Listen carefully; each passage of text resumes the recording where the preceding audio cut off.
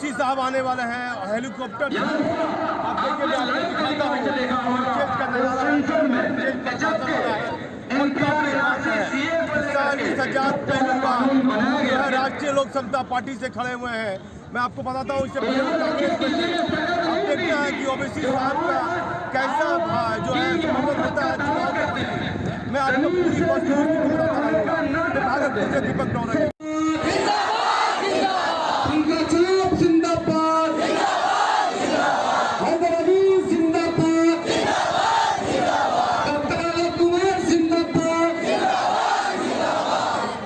अब मैं गुजारिश करता हूं थोड़ी देर के लिए हमारे GDSF समर्थित, MIM समर्थित RLSP के प्रत्याशी 156 भागलपुर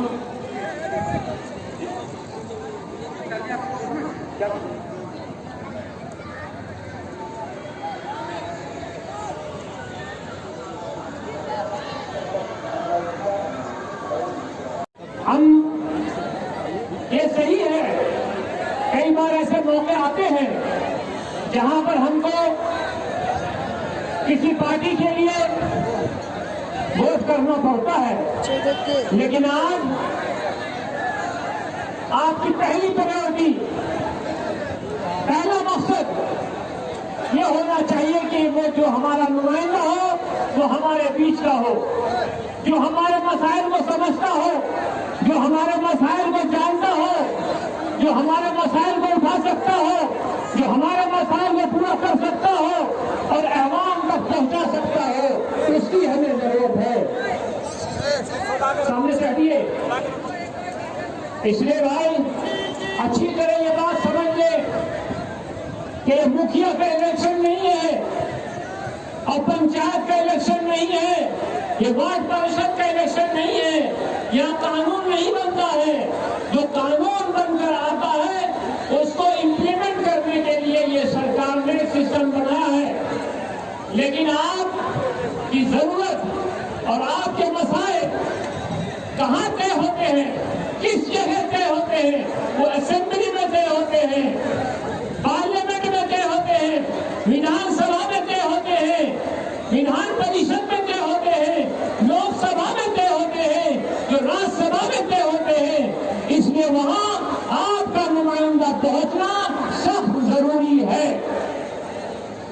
आपका अपना नुमाइंदा, आप जैसी सोच रखने वाला, दिलों में आपको बसाने वाला, आपकी बात करने वाला, उसको वहां पहुंचना है।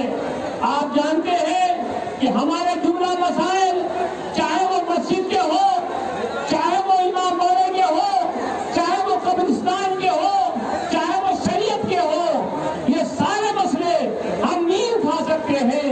हमारा ही नुमाइंदा उठा सकता है, गैरों को इतनी फुर्सत कहां कि वो हमारे मसले को उठा सके।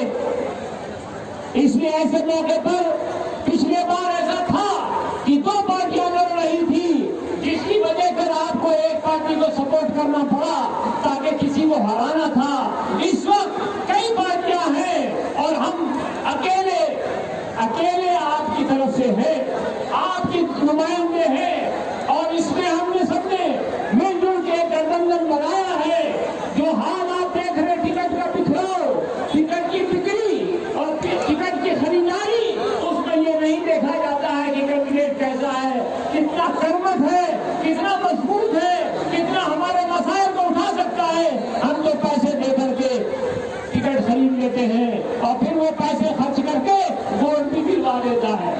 लेकिन आपको इन तमाम शैतानों से होशियार रहना है। शैतान जब भी आएगा तो हमारी शक्ल में आएगा, आपकी शक्ल में आएगा, पड़ोसी बनकर आएगा, रिश्तेदार बनकर आएगा, ताकि जो आपका वोट भी भर जाए। यही पूरी दुनिया में, पूरे मुल्क में ये सियासत है। इनकी तादाद 30 करोड़ हिंदुस्तान में हम माइनॉरिटी अल्पसंख्यक रहते हैं और दलितों को अगर जोड़ दिया जाए, जिन पर जुल्म होता है, जिस पर जाति होती है, जिनको शिकार बनाया जाता है, निशाना बनाया जाता है जुल्म का, ऐसे लोग अगर मिला दे तो 50 करोड़ है, 60 करोड़ है जिन पर जुल्म हो रहा है, जिसके वोट से आप सरकारें बनाते हैं, जिस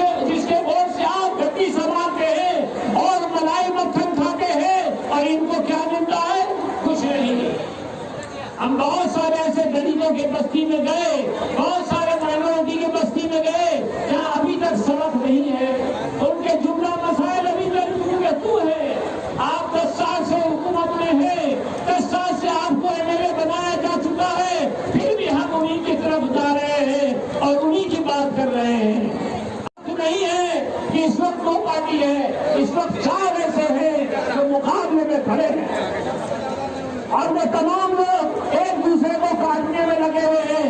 आपको ये कोशिश करना है कि हम अपना नुमाइंदा जीता कर भेजेंगे।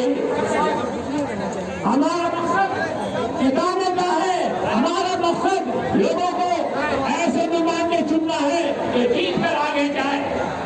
इसलिए आप इस अच्छी तरह समझ लें, जब आप टूटे रहेंगे, बिखरे रहेंगे, बचे रहेंगे, तो आपसे कोई डरने वाला नहीं है, कोई खौफ खाने वाला नहीं है। आपके इतिहास से डर होगा, आपकी इज्तिमाइयत से डर खौफ पैदा होगा। डर खौफ का मतलब ये नहीं है उनको नुकसान पहुंचाना। डर का मतलब है कि मेरी जरूरत को आप अव्वलियत दीजिए, मेरे मसाइल को अव्वलियत दीजिए, मेरे काम को आप समझिए, मेरी बात को सुनिए। अगर आप अपनी ताकत दिखाएंगे, इज्तिमाइयत दिखाएंगे, तो आपकी सुनी जाएगी, और अगर आप नहीं दिखाएंगे तो आपका कोई सुनने वाला नहीं है।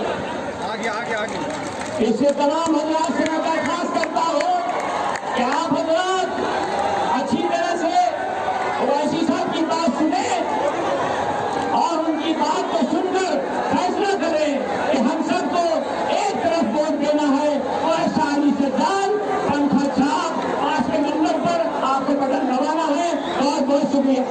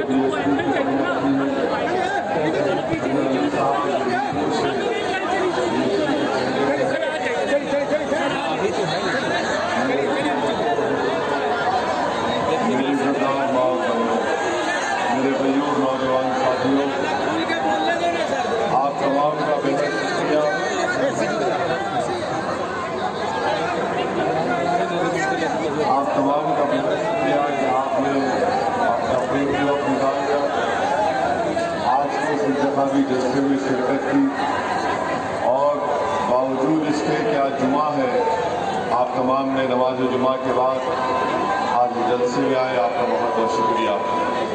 मैं आपके दरमियान में भागलपुर को इसलिए आया हूँ ताकि आपसे गुजारिश कर सकूँ और आपके बता सकूँ कि मजलिस इत्तेहादुल मुस्लिमीन बिहार के विधानसभा के चुनाव में RLSP के साथ, BSP के साथ, देवेंद्र यादव साहब की समाजवादी जनता दल के साथ, जनाब राजभर साहब की सुहेल देव पार्टी के साथ हम सब ने मिलकर एक अलायंस फ्रंट बनाया है और इसके मुख्यमंत्री के रूप में हमने जनाब उपेंद्र कुशवाहा साहब को पेश किया है।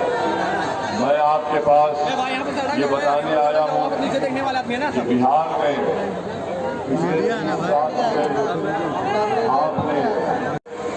आपने राजद को सत्ता दी, इख्तिदार दिया और एक परिवार से 2 लोगों को आपने बिहार का मुख्यमंत्री बनाया। फिर 15 साल आपने लगातार नीतीश कुमार को, बैठ जाइए ना आप लोग, और आपके लिए नहीं आए,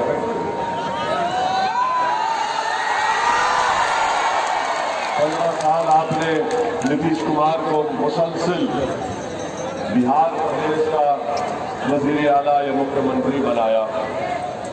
आपको हमेशा ये बात की शिकायत रहती थी कि हमारे पास कोई मुतबादिल या विकल्प नहीं है। आज अल्हम्दुलिल्लाह आपके पास एक मुतबादिल और विकल्प है, वो है उपेंद्र कुशवाहा के रूप में जो हमने ग्रैंड सेकुलर अलायंस फ्रंट बनाया है। हम आपसे ये बताने आए हैं कि आप बिहार में अब की बार RLSP के कैंडिडेट्स को और जो इस ग्रैंड सेक्युलर अलायंस फ्रंट में सब पार्टी है, उनके उम्मीदवारों को कामयाब करिए। बिहार में हमको एक नई सियासी तारीख को रकम करना है।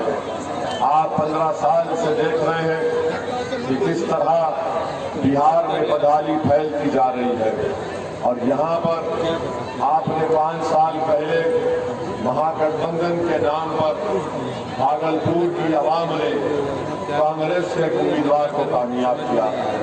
हम आपको ये बताना जरूरी समझते हैं कि 5 साल पहले जब ये महागठबंधन बना, जिसमें जेडीयू, कांग्रेस और राजद थी, उसमें ऐलान किया गया था, बिहार की जनता से वादा किया गया था कि वो लोग बीजेपी को रोकेंगे और संघ मुक्त भारत का ऐलान हुआ था। मगर आज आप देखते हैं कि बिहार में बीजेपी सत्ता में है, इख्तियार की कुर्सी पर बैठी है। क्या आपके वोट की चोरी नहीं हुई?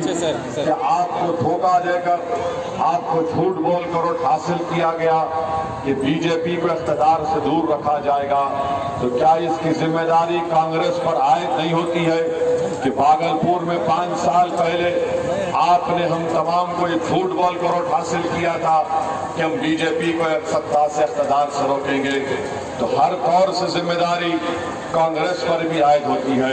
और यहाँ पर भागलपुर में जो आप जानते हैं कि बुनकरों का एक बहुत बड़ा मसला है, और बुनकरों का मसला उसी वक्त हल होगा जो बुनकरों की तकलीफ को समझ सकता है, जो उनके दिलों में जो तूफान है, जो उनके मसाइब हैं, जो चैलेंजेस हैं, उनको कोई समझ सकता है। मिसाल के तौर पर बुनकर को सर्टिफिकेट नहीं दिया जाता। मैं आपसे गुजारिश कर रहा हूं कि आप शाह साहब को कामयाब करिए, इंशाअल्लाह ताला हमारे बुनकर भाइयों को सर्टिफिकेट मिलेगा। जो हमारे बुनकर भाई जिनको टैरिफ मिलना चाहिए किसान के बराबर, ज़िराअत के बराबर, इंशाअल्लाह ताला हम आपसे वादा कर रहे हैं कि यहाँ से आरएलएसपी के और बीएसपी के कैंडिडेट्स को आप लोग कामयाब करिए। हमारे बुनकर भाइयों के जो मसाइल हैं, इंशाअल्लाह ताला वो जरूर हल किए जाएंगे। दूसरी अहम बात जो यहाँ पर भागलपुर में ये बात मुझे कहना बहुत जरूरी है कि मैं इस सरजमीन पर आया हूँ जहाँ पर मौजूद है। मैं अपनी भागलपुर में अपनी आमद के सिलसिले में यहाँ पर इस शहर की मलिका बेगम को सलाम करने भी आया हूँ। वो मलिका बेगम जिसने चंदर मैसकर में अपना एक पैर खोया, अपने खानदान के 17 और 18 अफराद खानदान को उसको कत्ल कर दिया गया था। वो बहादुर मलिका बेगम की जुर्रत को मैं सलाम करने आया हूँ, जिसने अपने अफराद खानदान को खोने के बावजूद भी इंसाफ की लड़ाई लड़ी, और लड़ाई लड़ने के बाद उन्होंने कई लोगों को इस चंदरी मैसेकर में उनके बाद उनको सजा दिलाई। मैं भागलपुर आया हूं, और अगर नौजवानों को ये नहीं बताऊंगा कि कांग्रेस ने क्या जुल्म किया था 1989 में, अगर लोग भूल चुके हैं, तो मैं आपके हाफिजे को ताजा करना चाहूंगा। क्यों आप कांग्रेस के कैंडिडेट को वोट नहीं देंगे? इसकी एक ही वजह है मेरे नौजवान दोस्तों कि आज भागलपुर की खेतों में जहां पर फूल गोभी की फसल होती है, ऐसे हजारों लोगों की लाशें उन खेतों में पड़ी हुई है, जिनको भागलपुर के फसादात के बाद आज तक उनसे इंसाफ नहीं हुआ। कौन किसकी सरकार थी बताओ? मैं कांग्रेस के जिम्मेदारों से पूछना चाहता हूं, बताओ जब भागलपुर का फसाद हुआ तो क्या उस वक्त यहां पर कांग्रेस का मुख्यमंत्री नहीं था? क्या ये बात सच नहीं है कि जब राजीव गांधी बहैसियत वजीर आजम भागलपुर को आए थे तो उन्होंने उस वक्त एक एसपी जनाब द्विवेदी को सस्पेंड किया था, तो तमाम संघ परिवार के लोगों ने गड़बड़ की, और फिर उसके बाद वो द्विवेदी साहब जो एसपी थे उनका सस्पेंशन वापस किया गया। उसके बाद भागलपुर में जो नंगा नाच हुआ, जो कत्लेआम हुआ, 1000 से ज्यादा बल्कि 1500 लोगों को कत्ल करके खेतों में उनकी लाशों को दफना दिया गया था। आज तक उन लोगों को इंसाफ नहीं मिला। और किसकी हुकूमत थी? कांग्रेस। और कांग्रेस हुकूमत के बाद बिहार की जनता ने इख्तियार दिया। किसको दिया? आरजेडी को दिया। आरजेडी ने कत्ल करने वालों के खिलाफ एक्शन क्यों नहीं लिया? इसलिए नहीं लिया कि आरजेडी राजद वाले बड़ी बात करते, माई कॉम्बिनेशन, MY कॉम्बिनेशन। अरे राजद वालों, तुम MY कॉम्बिनेशन की बात तो करते हो, मगर जो भागलपुर में फसादात में जो मासूम लोगों का जिन्होंने कत्ल किया, जिनके जिस्मों को काट कर उनकी लाशों को चील कब्बों के लिए खेतों में फेंक दिया, तुमने उनके खिलाफ इसलिए एक्शन नहीं लिया राजद वालों क्योंकि तुम्हारे लोग थे, तुम्हारे साथी थे, तुम्हारे चाहने वाले थे। इसीलिए इख्तियार आपने कांग्रेस से राजद को दिया और राजद ने कोई इंसाफ नहीं किया। मेरे अजीज दोस्तों और बुजुर्गों, आप बताइए, हद तो ये हो गई कि कोर्ट ने 16 लोगों को सजा दी, तो नीतीश कुमार के दौर में हाई कोर्ट में 9 को कोर्ट ने बरी कर दिया। तो क्या नीतीश कुमार ने, जिन पर इल्जाम था इस नरसिंहार का, उनके कोर्ट से बरी होने पर क्या नीतीश कुमार ने सुप्रीम कोर्ट में अर्जी दाखिल की? नहीं दाखिल। और वो जो SP यहां पर था, जिसके नाक के नीचे नरसिंहार हुआ, यही नीतीश कुमार उसको बिहार का DGP बनाते हैं। आप बताइए, हम किससे इंसाफ की उम्मीद रखेंगे? किससे इंसाफ की उम्मीद रखेंगे? कांग्रेस के दौर में हुआ, आज राजद को सत्ता मिली, उन्होंने कुछ नहीं किया, कोर्ट से बरी हो गए, नीतीश कुमार ने अपील नहीं की, और जो SP साहब थे उनको नीतीश कुमार ने DGP बना दिया। मेरे भाई याद रखो, इस हम्माम में सब नंगे हैं जब अक़लियतों के इंसाफ की बात आती है। अक़लियतों से इंसाफ नहीं करेंगे। हाँ, वोट लेने जब आएंगे कहेंगे MY combination, my combination. Congress बोलेगी कि हम तो वो पार्टी है जिन्होंने आजादी की लड़ाई में हिस्सा लिया था। अरे कांग्रेसियों, तुमसे बड़ा कोई पापी इस देश में नहीं है। तुमसे बड़ा तुमने कितना नुकसान किया सेकुलरिज्म के नाम पर देश में।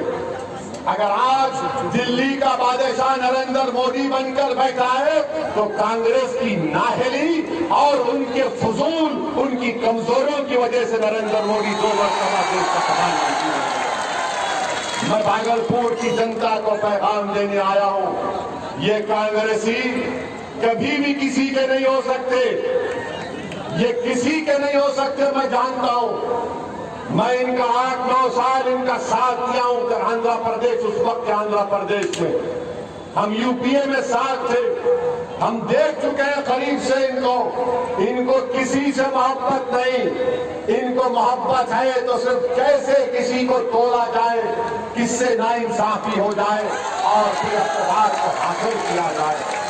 मेरे अजीज दोस्तों और बुजुर्गों, भागलपुर में एक और वाकया हुआ था, मैं उसका भी, जहां पर SP द्विवेदी का वाकया हुआ, वहीं पर एक पुलिस के आला ऑफिसर थे अजीत दत्ता, ईमानदार पुलिस का ऑफिसर।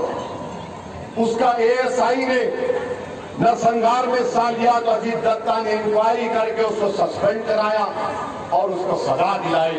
ये क्यों हुआ? क्योंकि है आज भी लोग जो इंसाफ पसंद है। मगर मेरे भाई, अगर आज आप ये समझ रहे हैं, अरे बैठ जाना यार। भाई साहब मैं बंद करता हूं, बैठ जाओ प्लीज। अगर आज कांग्रेस आकर आपसे कहेगी, मुझे यकीन है कि मेरे जाने के बाद कांग्रेस का भी एक जलसा होगा और कांग्रेस का हर तकरीर करने वाला एक रात और एक बात बोलता रहेगा, ओवैसी वोट काटने को आया, ओवैसी भी टीम है। मैं कांग्रेसियों तुमसे पूछ रहा हूं, अगर मैं वोट काटने वाला हूं तो बताओ, बिहार में 40 लोकसभा की सीटें हैं, 40 में तुम एक सीट क्यों जीत पाए? हम तो सिर्फ किशनगंज डरे थे, और किशनगंज में बीजेपी नहीं जीती, किशनगंज में कांग्रेस जीती। और इसलिए जीती, मेरे सदक़े में तुमको सीट मिली, मानो कांग्रेस को। क्योंकि किशनगंज में मजलिस के अख्तर ईमान ने 3 लाख वोट लिए, जेडीयू ने 325 और कांग्रेस के मौजूदा रुकने पार्लियामान सांसद 3.5 लाख वोट लिए। अगर हम नहीं लड़ते तो वो सीट भी एनडीए के खाते में चले जाते। दूसरी बात, ये कांग्रेसी मुझे फिरका परस्त कहते हैं, ये राजद वाले भी कहते हैं।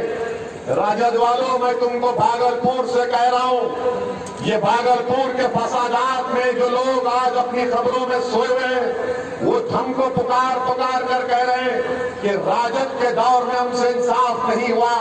तुमने सत्ता में रहते हुए हमारे कातिलों का साथ दिया, तुमने हमारे जिस्मों को काटने वालों का साथ दिया, तुमने हमसे इंसाफ नहीं किया।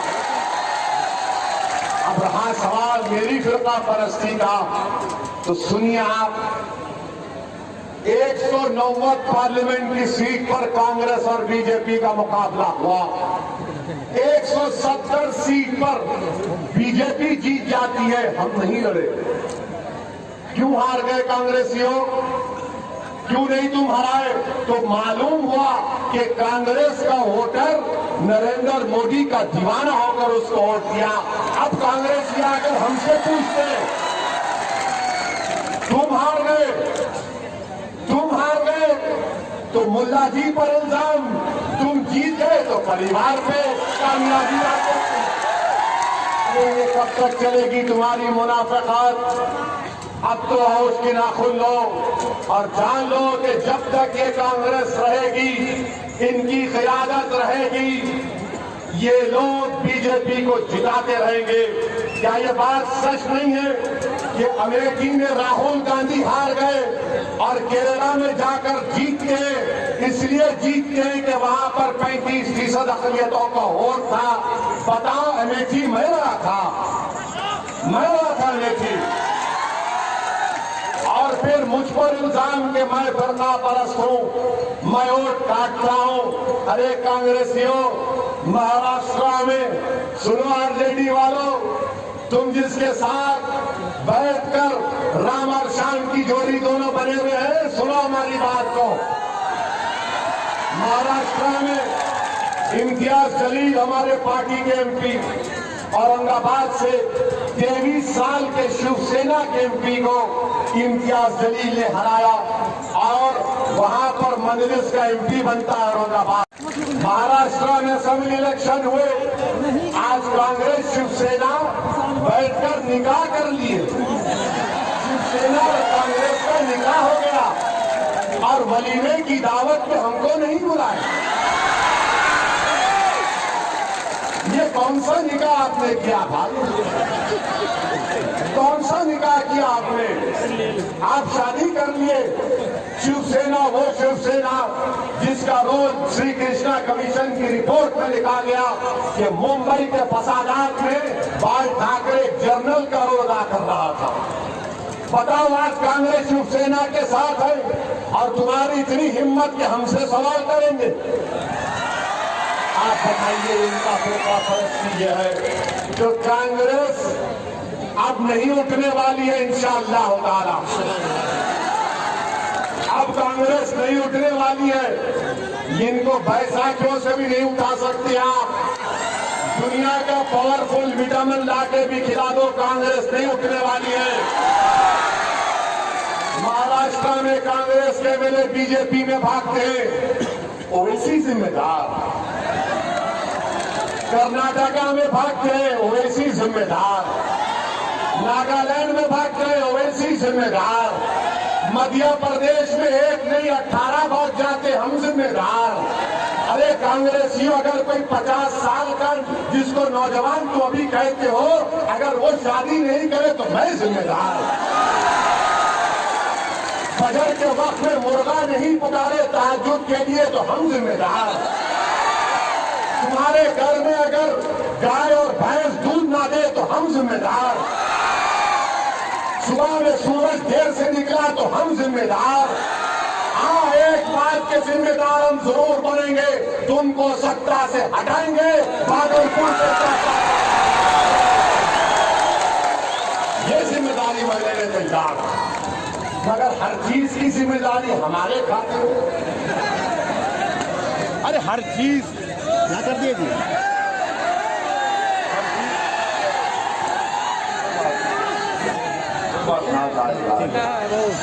होता है वोट चोरों की ऊपर नीचे होता है, कोई बात नहीं। हमको इस लाउड स्पीकर की जरूरत नहीं है, आप हमारी आवाज है, हमको और हम आपसे गुजारिश करने आए हैं कि बिहार में आपको एक नया इनकलाब देखना है। याद रखिए, नरेंद्र मोदी दो घोड़ों की सवारी कर रहे हैं, कभी नीतीश कुमार तो कभी लोजपा। और नरेंद्र मोदी की पूरी कोशिश ये है कि बिहार में बीजेपी के किसी एक आरएसएस के जहन रखने वाले को बिहार का मुख्यमंत्री बना दिया जाए। और अगर कोई बीजेपी को अपना मुख्यमंत्री बनाने से कोई रोक सकता है तो वो उपेंद्र कुशवाहा का अलायंस, जो बीजेपी को बिहार में अपना मुख्यमंत्री बनाने से रोक सकता है। अगर आप साथ देंगे अपने दुआओं से और अपने वोट से तो इंशाअल्लाह ताला ये हकीकत जरूर बनेगी। एक और अहम बात मैं कहकर आपसे रुखसत हो जाऊंगा। मेरे अजीज दोस्तों और बुजुर्गों, एनपीआर एनआरसी का एहतजाज हमने किया था। आप तमाम ने एनआरसी का एहतजाज किया था ना, सबने किया था ना, CAA का किया था ना। कोई राजद कांग्रेस का नेता तुम्हारे साथ था? नहीं, ईमानदारी से वो डरने की जरूरत नहीं है। जब नहीं था, हमारी बका का मसला है, हमारे लिए जिंदगी और मौत का मसला है। एनपीआर एनआरसी CAA जब कांग्रेस और राजद का आदमी नहीं था साथ, हम सर्दी में, रात की कड़ाके की सर्दी में हम भारत के संविधान को बचाने की लड़ाई लड़ रहे थे, भारत को बचाने की लड़ाई लड़ रहे थे। तो राजद का और कांग्रेस का कोई नजर नहीं आया। हमारे लिए बका का मामला इसलिए आसाम की मिसाल दे रहा हूं। आसाम में सुप्रीम कोर्ट ने एनआरसी किया, 20 लोग के नाम, 20 लाख के नाम नहीं आए, जिसमें 5 लाख मुस्लिम थे और 15 लाख हमारे गैर मुस्लिम भाई थे। बीजेपी आसाम में कहती है कि 15 लाख जो हमारे गैर मुस्लिम भाई हैं उनको CAA के तहत भारत की शहरियत दी जाएगी, और जो 5 लाख मुस्लिम भाइयों के नाम नहीं आए उनको कह रहे कि तुम कोर्ट में जाकर साबित करो। अगर पूरे भारत देश में CAA एनपीआर एनआरसी होगा, आप याद रखिए जो आसाम में हुआ वो भारत के कोने कोने में हो सकता है। इसीलिए हम आपसे वादा कर रहे हैं कि तेलंगाना में जहां से हम आते हैं, वहां की असेंबली में हमने वहां के मुख्यमंत्री के चंद्रशेखर राव से बात करके हमने तेलंगाना की विधानसभा में एक रेजोल्यूशन पास किया, और पास करने के बाद हमने ये कह दिया कि तेलंगाना में सेंसस होगा मगर एनपीआर एनआरसी की एक्सरसाइज नहीं होगी। हमारे वहां पर कितने एमएलए? 7 एमएलए खाली 7। अगर यहाँ पर हम शाह साहब को और आपके अशोक कुमार आलोक और उपेंद्र कुशवाहा को बिहार का मुख्यमंत्री बनाएंगे तो हम आपसे वादा कर रहे हैं कि बिहार में सेंसस होगा, एनपीआर एनआरसी नहीं होगा, नहीं होगा, नहीं होगा। इसका अब आप ये बात कांग्रेस के उम्मीदवार से पूछ लीजिए, राजद के लोगों से पूछ लीजिए कि बताइए, ओवैसी ने तो कह दिया कि उपेंद्र कुशवाहा बिहार का मुख्यमंत्री बनेगा तो बिहार में सेंसस होगा, एनपीआर एनआरसी नहीं होगा। तो कांग्रेस और राजद कहेंगे, हे क्या कह रहा है? ये तो उसको फायदा पहुंचा देगा। हम ऐसा नहीं बोल सकते। क्यों नहीं बोल सकते? नहीं, हमको उनका वोट नहीं मिलेगा, वो भाग जाएगा। अरे मेरे भाई, हमको हमारे घर से देश से भगाने की बात हो रही है, तुमको अपने वोट की फिक्र है। ये उनका असली चेहरा, इसको आपको पहचानना है। डरने और घबराने की जरूरत नहीं है। जब इतना बड़ा भागलपुर का फसाद हुआ, हमने सब कुछ खो दिया, मगर अल्लाह ने हमको जिंदा रखा और आज जब जिंदा है, कई भी रहेंगे, इसका क्या होगा। मैं आपसे अपील करने आया हूं कि डरने और घबराने की जरूरत नहीं है। अल्लाह हमारे लिए काफी है। अल्लाह पर तवक्कल करिए। संविधान ने आपको हक दिया है एहतजाज करने का। संविधान ने आपको एहतजाज हक दिया है कि आप अपनी आवाज को उठाएं। मैं भागलपुर की जनता को वादा कर रहा हूं कि जब इंशाअल्लाह ताला पूरे मुल्क में कोरोना खत्म हो जाएगा अल्लाह के फजलो करम से, जब पूरे मुल्क में अल्लाह के फजलो करम से, रब्बे कायनात के करम से वैक्सीन निकल जाएगा, तो सुनो मोहन भगवत, भागलपुर से दोबारा एनआरसी एनपीआर का एहतजाज शुरू होगा इंशाअल्लाह। अब कोरोना की वजह से हमारे शेरनियां और हमारे शेर खामोश बैठे हुए, और आपको ये बताना है, साथ नहीं दिया, आप उनको वोट नहीं दे सकते, वो आपके वोट के हकदार नहीं है। रहा सवाल बीजेपी का, मेरे भाई, ये वजीर आजम हमारे, ये प्रधानमंत्री देश के, जब लॉकडाउन की जरूरत नहीं थी तो लॉकडाउन लगा दी, 8 घंटे में लॉकडाउन लगा दी। आप बताइए, पूरे बिहार से 32 लाख प्रवासी मजदूर देश के कोने कोने में जा गए थे अपने पेट काटने के लिए, अपने घर में चूल्हा जलाने के लिए। उनको नरेंद्र मोदी ने कहा, कोई बात नहीं, डटे रहो, ऐसी रहो, और हमारे भड़काऊ भाषण को रिकॉर्ड करके पूरे बिहार के व्हाट्सएप ग्रुप में फैलाना। फैलाएंगे ना? हमारे पास बीजेपी की तरह व्हाट्सएप ग्रुप नहीं है, आप ही हमारी ताकत है, फैलाइए। ध्यान दीजिए, कांग्रेस वालों को, बीजेपी वालों को हमारे भाषण सुन के जरा उनके दिमाग का जाले निकल जाएंगे। लॉकडाउन 8 घंटे में किया, और लॉकडाउन निकालने के लिए हमारे देश के प्रधानमंत्री ने कहा, भाइयों बहनों, हम आपको 8 दिन का टाइम देते हैं। क्या दिमाग है, देखिए प्रधानमंत्री का, माशाअल्लाह, नजर ना लगे उसके दिमाग, सुभान अल्लाह। माने लॉकडाउन के लिए 4 घंटे और लॉकडाउन खोलने के लिए 8 दिन का टाइम दिया। वाह वाह वाह, देश के हमारे दिल्ली के बादशाह, तुमको सलाम। वाह, क्या दिमाग आपका, क्या ज्ञान आपने देश को दिया कि 32 लाख बिहार के गरीब बच्चे जब लॉकडाउन में आ रहे थे तो देश के प्रधानमंत्री और यहाँ के मुख्यमंत्री, जिसमें बीजेपी भी शामिल है, उन 32 लाख मजदूरों को लेने के लिए तैयार नहीं थे। वो भूखे प्यासे आ रहे थे, ट्रेन में मर रहे थे, रेलवे स्टेशन पर लाश गिर रही थी एक औरत की, उस लाश के बाद उसका बेटा 1 साल का अपनी मां की लाश को देखकर रो रहा था, मगर दिल्ली के बादशाह के 56 इंच के सीने में धड़कता हुआ दिल है या नहीं, मुझे नहीं मालूम। मुझे बताइए, आप लॉकडाउन किया, देश की इकोनॉमी को बर्बाद कर दिया, आज गरीब खाने के लिए परेशान है। जो कल तक कुछ पैसे कमाता था, आज उसके पास रोजगार नहीं है। क्यों? दिल्ली के बादशाह ने कह दिया लॉकडाउन, लॉकडाउन, लॉकडाउन, लॉकडाउन। मेरे भाई, आज हमारे देश के प्रधानमंत्री यहाँ भागलपुर और मुख्तलिफ मुकामात पर जाएंगे और बीजेपी के लोग प्रचार करेंगे। हम उनसे इतना पूछेंगे, बताओ लॉकडाउन तुम्हारी गलती थी या नहीं थी? लॉकडाउन नरेंद्र मोदी की सियासी कैरियर की बहुत बड़ी गलती थी। अगर 8 दिन का टाइम देते तो न भारत में कोरोना फैलता और हमारे प्रवासी मजदूर आराम से वापिस आ जाते।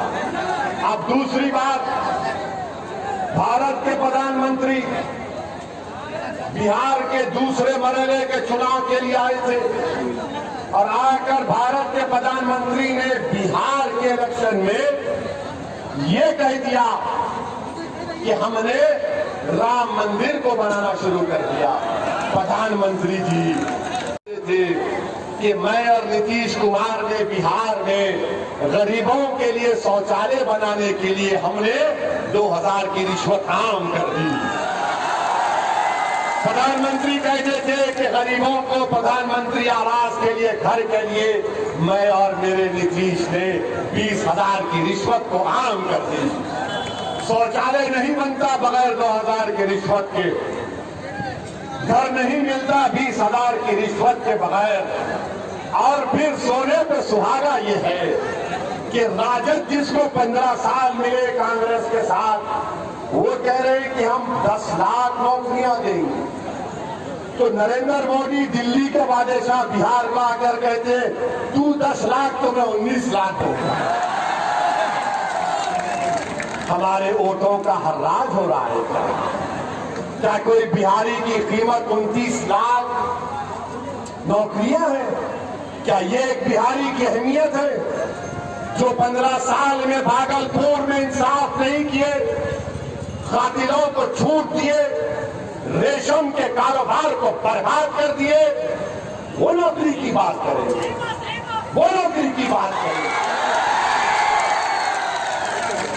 हमने एक लतीफा सुना था, आपको भी सुनाते हैं। वो बड़े बड़े लोग थे ये राजद और बीजेपी की तरह, लंबी लंबी फेंकते थे।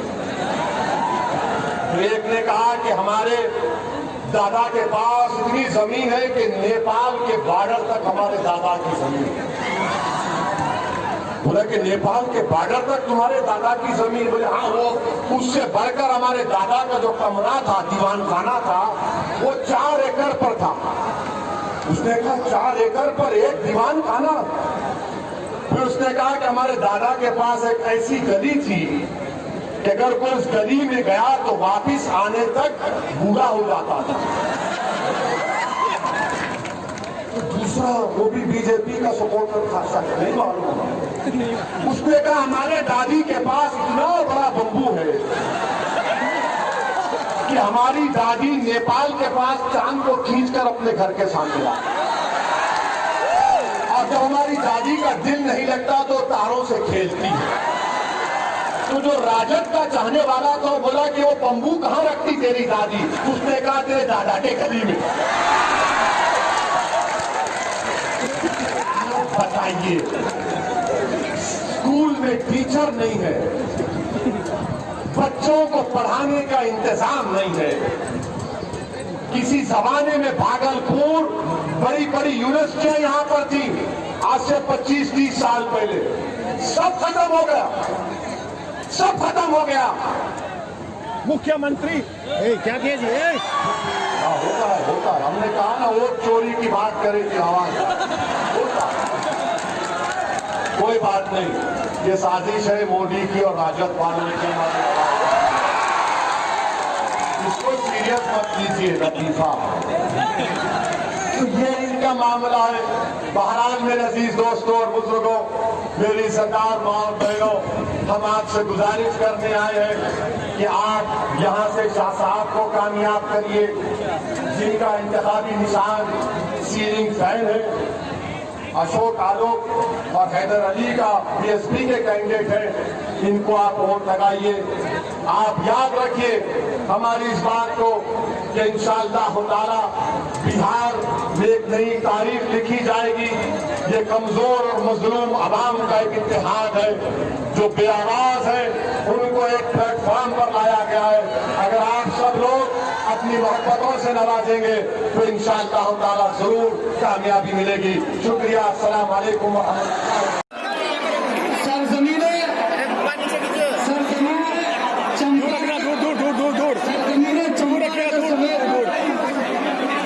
दूर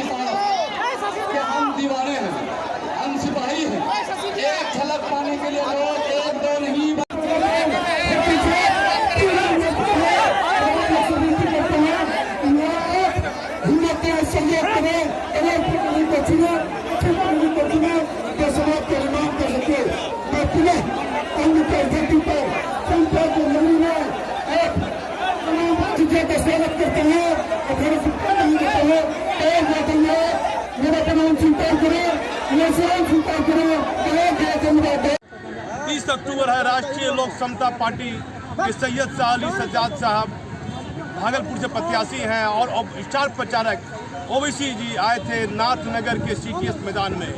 भारी संख्या में भीड़ देखी गई और ओवैसी साहब ने कई महत्वपूर्ण सवाल उठाए। भागलपुर के दंगे के मामले को लेकर पूर्व डीजीपी के एस द्विवेदी के बारे में बड़ा बयान दिया। कहा कि बिहार के मुख्यमंत्री नीतीश कुमार ने के एस द्विवेदी को दंगा का और मतलब कोर्ट के द्वारा उनको दोषी माना गया था, तो उनको कैसे डीजीपी बना दिया। बिहार के मुख्यमंत्री नीतीश कुमार को कहीं न कहीं कटघरे में खड़ा किया और कांग्रेस को कटघरे में खड़ा किया, क्योंकि दंगे के लिए ओवैसी साहब ने कहा कि कांग्रेस जिम्मेवार है। निजाम साहब से मैं बात करता हूँ। निजाम साहब, क्या कहिएगा पूरे मामले में? ये तो सरकार को सोचना चाहिए, जो दोषी है उनको कैसे डीजीपी बनाए, ये सरकार का। हम लोग एक आम जनता है, हम लोग रोज कमाते हैं, रोज खाते हैं। अब रही जीत हार की, तो जनता सैयद शाह अली सज्जाद साहब को दिलो जान से चाह रही है भागलपुर के क्षेत्र में, और उनको ज़्यादा से ज़्यादा वोटों से उनको विजय बनाएंगे। क्या आपको लगता है कि इतने बयान के बाद भी कांग्रेस की तरफ अल्पसंख्यक का वोटों का रुझान रहेगा? उम्मीद तो कम है, इसलिए कि उसकी वोट खुद कर दी है।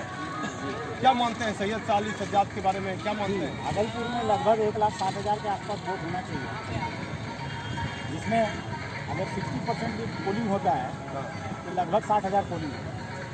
क्या इतनी भीड़ थी, आप जो इतनी भीड़ थी, पूरा भीड़ क्या बयान कर रही है?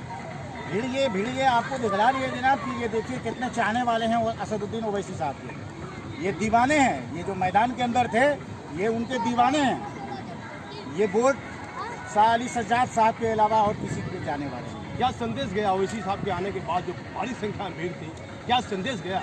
अब लगता है कि भागलपुर का माहौल सैयद शाह अली सज्जाद की तरफ जा रहा है और दूसरा विकल्प कोई नज़र नहीं आ रहा। देखिए, मोहम्मद निजाम साहब थे, इन्होंने कहा कि ओवैसी साहब ने बहुत बड़ा बयान दिया है, भागलपुर के दंगे के मामले को उठाया, बिहार के डीजीपी के एस द्विवेदी पर सवाल उठा दिया। कहीं न कहीं जो ओवैसी साहब ने बयान दिया, अल्पसंख्यक परिवार को जिस तरह से ठगा गया है उस मामले में भी बयान दिया। अब देखना यह है कि सैयद शाह अली सज्जाद जो राष्ट्रीय लोक समता पार्टी भागलपुर से खड़े हुए हैं, लोगों का झुकाव उनकी तरफ कितना जाता है। मैं भागलपुर से दीपक नौरंगी।